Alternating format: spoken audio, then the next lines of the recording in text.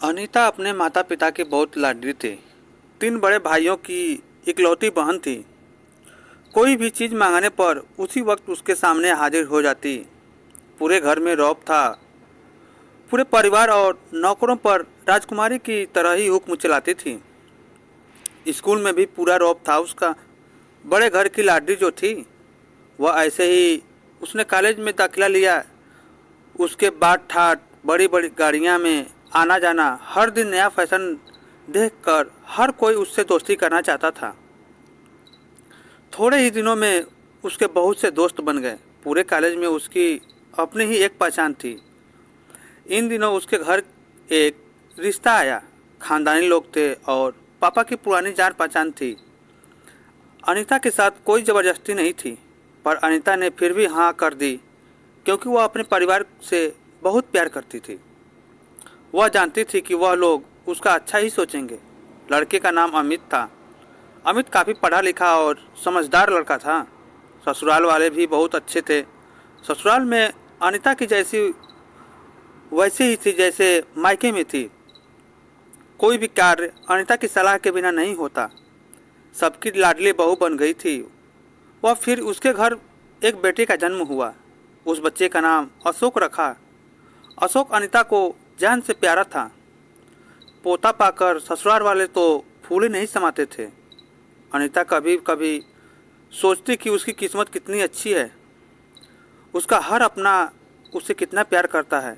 चाहे जीवन में कैसा भी समय आ जाए, मेरे अपने हमेशा मेरे साथ रहें। मैं कभी अकेली नहीं हो सकती। कितनी खुदकिस्मत हूँ मैं। पर शायद अनीता की ही खुशियों को उसकी अपनी ही नज़र लग गई। एक दिन वह मायके जाने की जिद कर। अमित को बहुत काम था, लेकिन वह फिर भी उसे ले गया। रास्ते में उसकी गाड़ी अन्य गाड़ी से टकरा गई। अनीता, अशोक और अमित बहुत ही बुरी तरह से जख्मी हो गए। काफ़ी दिनों के इलाज के बाद अशोक और अमित ठीक हो गए, लेकिन अनीता पूरी तरह से ठीक न हो सकी। सर पर चोट लगने के कारण वह अपनी आंखों की रोशनी खो बैठी। अमिता की किस्मत ऐसे उल्टी पांव चलने लगी। मायके वाले कुछ दिनों तक उससे मिलने आते रहे। फिर कभी कभार फ़ोन करके ही पूछ लेते कि अब कैसी है वो। धीरे धीरे ये सिलसिला कम होता गया। ससुराल वालों की सहानुभूति भी कम होने लगी। घर में किसी को पास बैठने के लिए कहती तो जवाब मिलता, बहुत काम है और अब तुम भी हाथ नहीं बटा सकती। अमित भी चिड़चिड़ा हो गया था। बस अशोक ही था उसके साथ, जिसके साथ हंसते खेलते उसका समय गुजरता। एक दिन अनीता के हाथ कुछ सामान गिर गया, जिसकी वजह से अशोक को हल्की सी खरोंच लग गई। अनीता के सास ससुर ने अशोक को उससे अलग कर दिया। कहीं उसको उसके न देखने की वजह से अधिक चोट नुकसान न हो जाए। अनीता अंदर से ही टूट चुकी थी। एक दिन उसने सबके सामने मायके जाने की इच्छा रखी, तो अमित उसे तुरंत मायके छोड़ आया, जैसे कि वह भी चाहता था। लेकिन अशोक को उसके साथ नहीं भेजा। अनीता कभी अशोक से दूर नहीं रही थी, पर अपनी कमी के कारण उससे ज़्यादा बहस नहीं की। अनीता को लगा कि वह 3-4 दिन वहाँ रहेगी तो थोड़ा हवा पानी बदल जाएगा, क्योंकि वह कितने दिनों से कहीं बाहर नहीं गई। घर वाले भी इतने दिन बाद उसे देखकर कितने खुश होंगे। अनीता के घर पहुँचने पर सारे लोग बहुत खुश हुए। खाने में सब कुछ अनीता की पसंद की ही बना। उसने अपने मम्मी पापा और भाइयों भाभीयों से दिल खोलकर बातें की।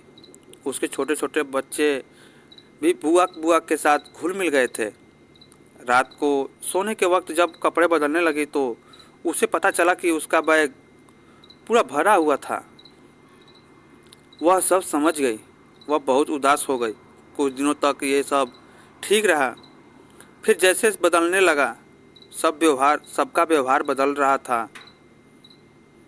वह लोग थक चुके थे मुझसे।